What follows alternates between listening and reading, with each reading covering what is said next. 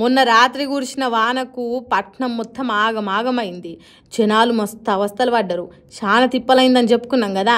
హైదరాబాద్ పట్నం మున్సిపాలిటీలోళ్ళ నిర్లక్ష్యం కొంత ఉండబట్టే అట్లా కొంత ఆగమైందని చెప్పుకున్నాం కదా. కానీ అది తప్పు. ఎందుకంటే జిహెచ్ఎంసీ మేయర్ విజయలక్ష్మి మేడం చాలా కష్టపడుతున్నది. ఎంత అంటే ఇగో గింత.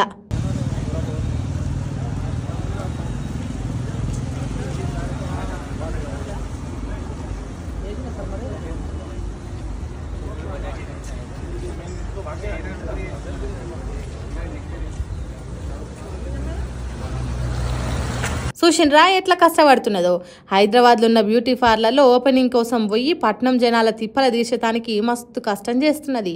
జూబ్లీహిల్స్లో ఉన్న ఓ బ్యూటీ పార్లర్ ఓపెనింగ్కు పోతే వరదలు బంద్ అవుతాయి. ఇండ్లకు నీళ్లు రావు, సరుకులు సామాన్లు మునిగిపోవు, పొంగిపోర్లే నాళాలు బంద్ అవుతాయి. అందుకే బ్యూటీ పార్లర్ ఒక్కటే దానికి పరిష్కారం కాబట్టి దాని రిబ్బన కట్టింగ్కు పోయింది. పట్నంలో ఎన్ని ఎక్కువ బ్యూటీ పార్లర్లు ఉంటే అంత వరదలు కంట్రోల్ అవుతాయి అన్నట్టు చేసింది.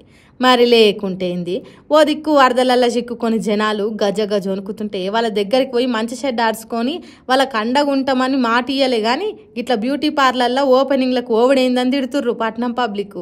సై అంటారా ఎవరన్నా?